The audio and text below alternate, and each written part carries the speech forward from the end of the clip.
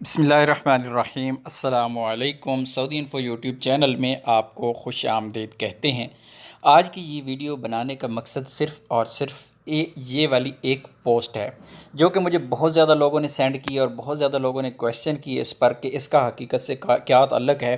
कि जवाज़ात के बारे में ये पोस्ट है कि जवाज़ात ने कहा है कि तमाम गैर मुल्कियों को, चाहे वो किसी भी कंट्री से ताल्लुक़ रखते हैं, उनको 6 महीना के लिए छुट्टी भेजा जा रहा है और इस पर अमल दरामद जो है वो 20 अप्रैल 2020 से स्टार्ट हो रहा है।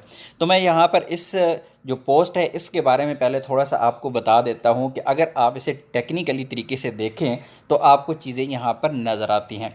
सबसे पहले हम पॉइंट यहाँ पर रेज़ करते हैं जी। यहाँ पर जो तस्वीर लगाई गई है वो अबशर की है और इसके साथ जो लिखा हुआ है अकाउंट जो ऑफिशियल यहाँ पे शो करवाया हुआ है वो अल जवाज़ात अल सऊदिया का करवाया हुआ है।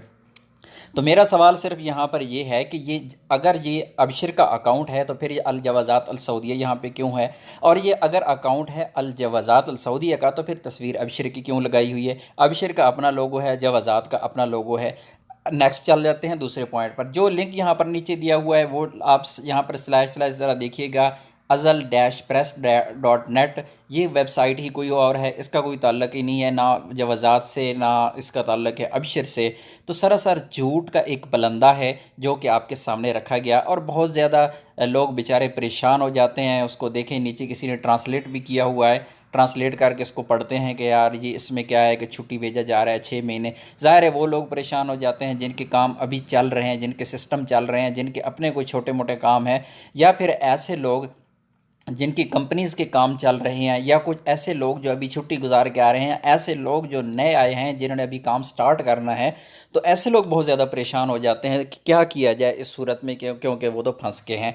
तो इस पोस्ट का हकीकत से कोई ताल्लुक़ नहीं है, ये बिल्कुल सरासर गलत और झूठ है। लेकिन यहाँ पर ये बात करना भी ज़रूरी है कि हकीकत है क्या, क्योंकि हकीकत जानना भी ज़रूरी होता है। यहाँ पर ये भी तो सवाल पैदा होता है कि आखिर जो जवाज़ात ने इससे पहले ऐलान किया था छुट्टी के बारे में वो क्या है। तो जवाज़ात ने ऑलरेडी ऐलान किया है, जवाज़ात ने जो भी उनकी हिदायत थी कंपनी कफ़ील मुसस्सा तक हिदायत पहुँचाई हैं कि अगर उनके पास वर्कर हैं, उनकी छुट्टी बनती है, वो छुट्टी जाना चाहते हैं, या ऐसे लोग जिनके कॉन्ट्रैक्ट ख़त्म हो चुके हैं, जिनका टाइम पूरा हो चुका है, अगर वो खरूज नहाई जाना चाहते हैं, तो ये कंपनी से कहा गया, कफ़ील से कहा गया, मुसस्सा से कहा गया कि आप लोग अपनी एक फ़ाइल तैयार करें।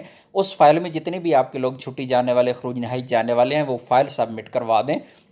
उसके बाद उस फाइल पर काम होगा। काम क्या होगा, ज़ाहिर है वहाँ पर लोगों का डाटा चेक होगा, लोग लीगल हैं, उनके कॉन्ट्रैक्ट ख़त्म हो रहे हैं, जो भी वो एक गवर्नमेंट के इदारों का रूल है इस वक्त, उस हिसाब से देखा जाएगा दोनों का आपस में कोई इत्तफाक हो गया है, किसी की कोई पेमेंट्स बाकी तो नहीं है, किसी पर किसी किस्म का मुखालफा या ये जितने भी केस वगैरह किसी पे नहीं है, तो आप लोगों को छुट्टी मिल जाएगी, खरूज नहाई भी जा सकेंगे, कोई किसी किस्म का इशू नहीं होगा।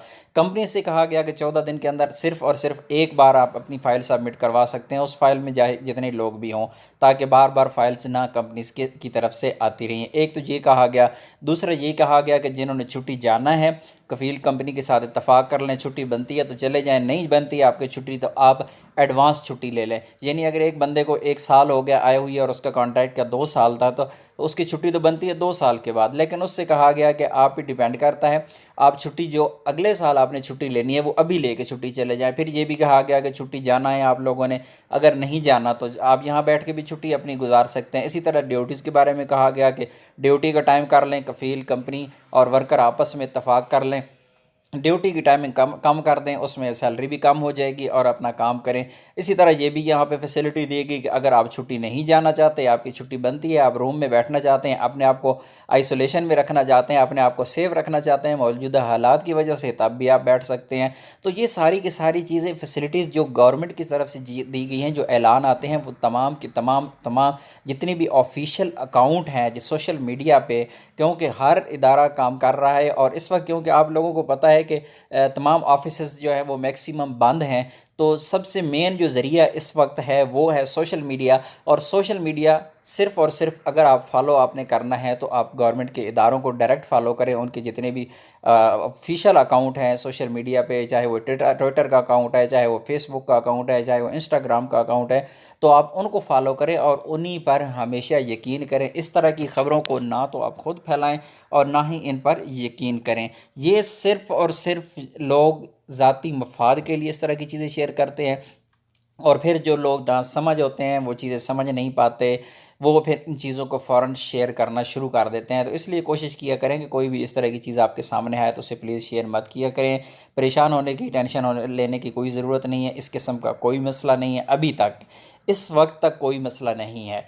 उसके बाद क्या होगा ये कुछ भी नहीं कहा जा सकता। तो आज 13 अप्रैल 2020 है। इंशाल्लाह जो भी मज़ीद अपडेट आएगी आप लोगों के साथ मैं ज़रूर शेयर करूँगा। लेकिन ये एक वीडियो ऑलरेडी मैं इस छुट्टी के मौजू पे फुल डिटेल में बना चुका हूँ, जो कि वज़ारतुल अमल की तरफ से जो हिदायत आई थी पूरी की पूरी, उस पर मैं एक डिटेल वीडियो बना चुका हूँ।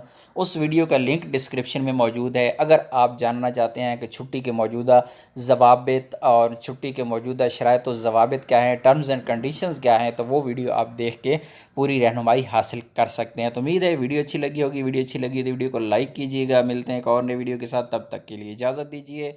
अल्लाह हाफिज़।